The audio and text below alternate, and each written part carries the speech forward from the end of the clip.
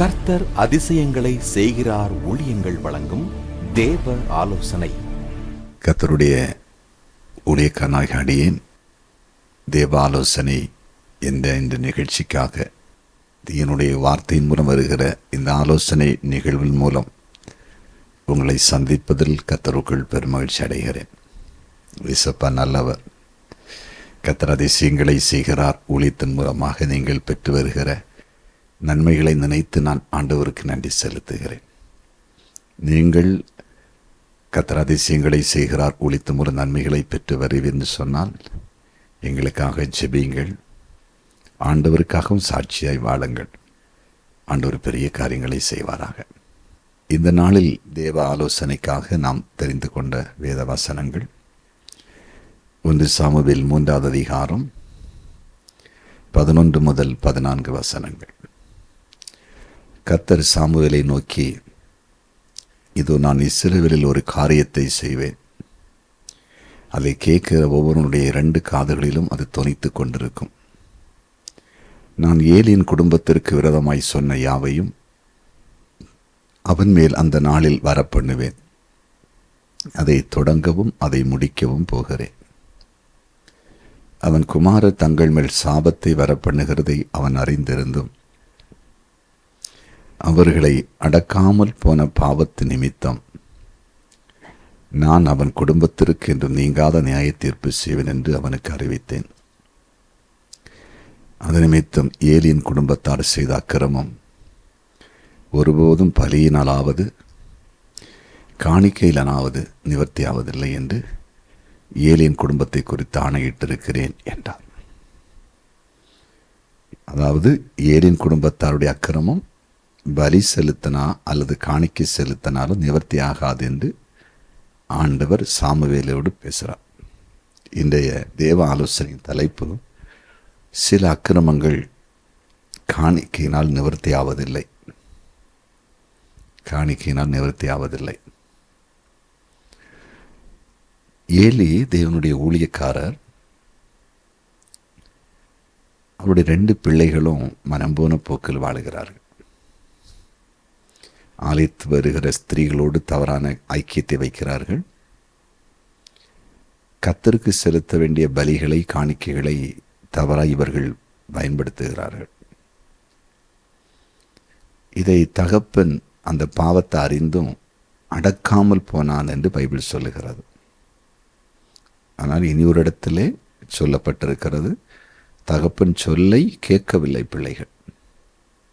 அப்போ அவர் சொல்லி இருக்கிறாரு, ஆனாலும் இவனு கீழ்ப்படியலை. ஆனால் தகப்பன் எப்படி இந்த பிள்ளைகளை அடக்கி இருக்கணும்னு ஆண்டு எதிர்பார்க்கிறாரு.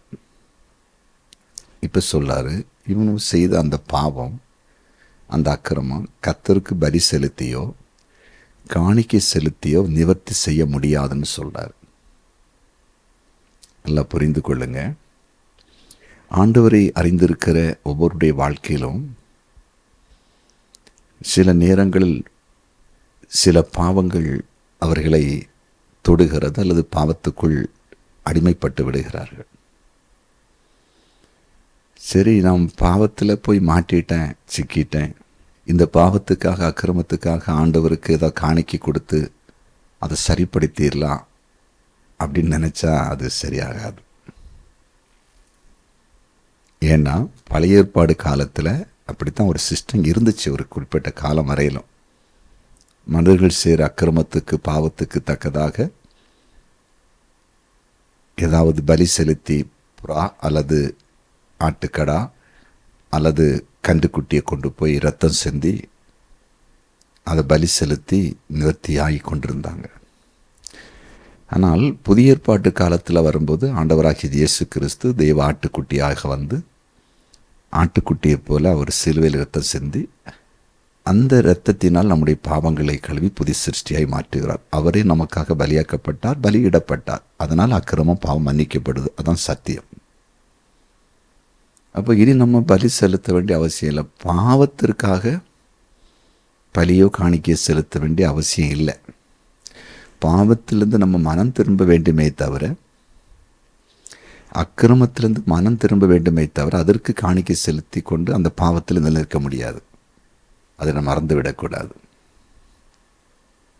இன்னைக்கு சிலர் பெரிய அநியாயங்களை செய்து கொண்டே தேவனுடைய ஆலயத்துக்கு போய் அல்லது சில பிரபலமான ஊழியக்காரர்களோடு அவங்க ஐக்கியத்தை ஏற்படுத்தி கொண்டு அவங்களுக்கு கையில் நிறைய காணிக்கையை கொடுத்து உழைத்து கொடுத்துட்டு அவங்க நினைக்கிறாங்க நம்ம செய்கிற அநியாயங்கள் அக்கிரமெல்லாம் கர்த்தர் மன்னிக்கவே மாட்டார்.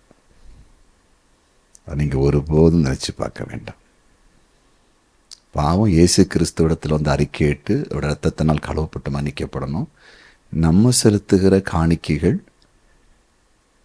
தேவனுடைய ராஜ்யத்துக்காக நம்ம கொடுக்குறோம், ஊழியர்களுக்காக கொடுக்குறோம், தரிசனத்தை கொடுக்குறோம். அந்த நிமித்தம் வேறு ஆசீர்வாதங்கள் உண்டு. பாவம் மன்னிக்கப்படாது. அது நிமித்தம் நமக்கு சுகம் உண்டாகும், ஆசீர்வாதம் உண்டாகும், அடுத்த சந்ததிகளுக்கு மேன்மை உண்டாகும். அதுக்கு நிறைய ஆசீர்வாதங்கள் இருக்குது. கர்த்தருக்கு காணிக்கை கொடுத்த என்ன நன்மை வரேங்கிறதுக்கு நிறைய சத்தியங்கள் பைபிளுக்குள்ளே இருக்குது. ஒரு தடவை ஒரு தெய்வ மனிதன் பேசின செய்தியை நான் கேட்டேன். ஒரு பட்டணத்திலே ஒரு மனிதர் இருந்தாராம். அந்த மனிதர் அதாவது ஒரு கிறிஸ்தவர், ஒரு குறிப்பிட்ட சபையிலே பொறுப்பில் உண்டு. அவரை தெரியாத ஆட்கள் இல்லையா, அந்த அளவுக்கு அவர் கொஞ்சம் பிரபலமான நபர். ஏன்னா ஒரு பெரிய கோடீஸ்வரர், மற்றபடி அநேக இடத்துல அறிமுகமானவர். குறிப்பாய் தேசத்தில் பிரபலமாக இருக்கிற எந்த ஊழியக்காரானாலும் அவரை தெரியாத ஆட்கள் இருக்க வாய்ப்பு இல்லையா. அந்த பட்டணத்துக்கு வரும்போது அல்லது அவர் இருக்கிற இடத்துல தேடி சென்று அவர்கள் இவரை திரும்பி பார்க்கத்தக்கதாக காணிக்கைகளை, முக்கியமான சில காரியங்களை கொடுப்பாராம். அதனால் அவரை எல்லாருமே அறிந்திருந்தாங்க. ஆனால் அவருடைய மறைமுகம பின்னணியில் அவர் நிறைய தவறான காரியங்களை செய்து கொண்டிருந்தாராம்.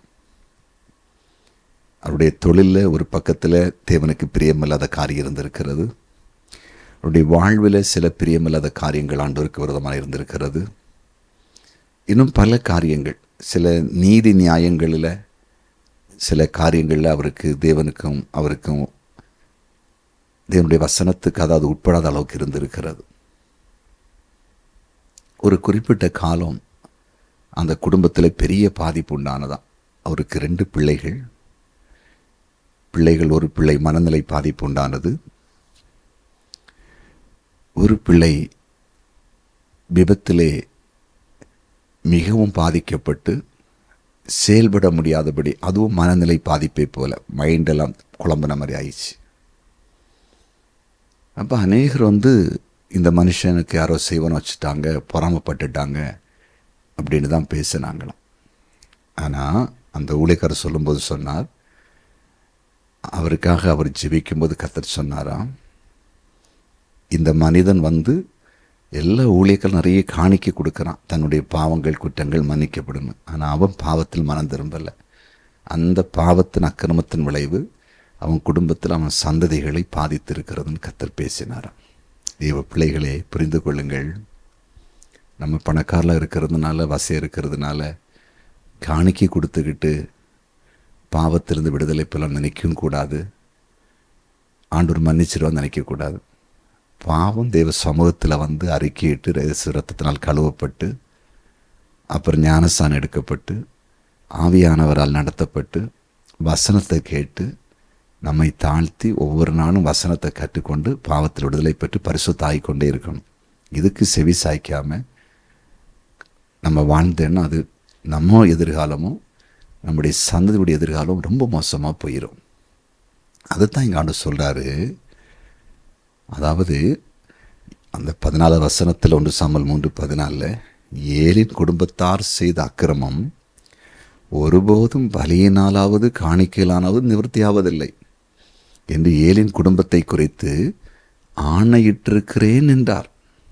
அவ்வளோ அக்கிரமம் செய்திருக்காங்க ஏலின் குடும்பத்தில். அது பலி செலுத்தியும் காணிக்கை செலுத்தியும் நிவர்த்தி ஆகாது. தெளிவாக பேசிட்டார், நிவர்த்தி பண்ண முடியலை. அப்போ நம்ம செய்கிற சில அக்கிரமங்கள் பாவங்கள் ரொம்ப கவனம். தேவன் மன்னிக்கிற பாவங்கள் அக்கிரமங்கள் உண்டு, மன்னிக்கப்படாத உண்டு. அதனால் அதில் மிகவும் கவனமாக இருக்கணும். நம்ம துடிகரமாக எதையும் செய்துட்டு கர்த்தர் மன்னிச்சிருவார்னு சொல்லிட்டு ஆசீர்வாதம் இருக்கக்கூடாது. இன்னைக்கு ஆண்டவர் உங்களோடு பேசி கொண்டிருக்கிறார். அதனால் காணிக்கை கொடுத்து அக்கிரமம் மன்னிக்கப்பட்டுன்னு சொல்லி அக்கிரமத்திலேருந்து யாராவது விடுதலை பெறாமல் இருந்தால் இன்றைக்கி உங்களை சரண்டர் பண்ணுங்க, ஒப்பு கொடுங்க. ஏசப்பா மன்னிச்சிருங்க, என் பாவத்தை அக்கிரமம் நீங்களே மன்னித்து உங்கள் ரத்தத்தால் கழுவி என்னை பரிசுத்தமாக்குங்க, நான் உங்களுடைய பிள்ளையை வாழ விரும்புகிறேன்னு அர்ப்பணிங்க. இயேசுப்பா உங்களை நடத்துவார். ஜெபிப்போமா? ஜெபிக்கலாம். உங்களுடைய பிரசன்னத்துக்காக ஸ்தோத்திரம். நீர் எங்களுக்கு வேதத்தில் எவ்வளவு காரியங்கள் எழுதி வச்சிருக்கிறீங்க. ஏலியருடைய குடும்பத்துடைய அக்கிரமம் பலி செலுத்தினாலும் காணிக்கை செலுத்தினாலும் அது நிவர்த்தி ஆவதில்லைன்னு சொன்னீங்க. நாங்கள் அதை எங்கள் வாழ்க்கையோடு ஒப்பிட்டு பார்க்கிறோம். நாங்களும் ஏதாவது உமக்கு பிரியமில்லாத அக்கிரமங்களை பாவங்களை செய்து கொண்டு காணிக்கை கொடுக்கறதுனால எல்லாம் நிவர்த்தியாகும் அப்படின்னு சொல்லி நாங்கள் நினச்சிட்டு இருந்தேன்னா அது வந்து வெளியே வர கிருபை தாரும். ஒவ்வொருவரும் தங்களுடைய பாவங்களை அறிக்கையிட்டு உம்மிடத்தில் மன்னிப்பு பெற்று பரிசுத்தமாய் வாழட்டும், காணிக்கை செலுத்தட்டும். அதனால என்னென்ன நன்மை உண்டோ அதை நீர் கொடுத்து அவங்கள ஆசீர்வதிங்க. எங்கள் ஜெபத்தை கேட்டீங்க, நன்றி. இயேசுவின் நாமத்தில் பிதாவே, ஆமென். கர்த்தர் உங்களை ஆசீர்வதிப்பார். ஆமென்.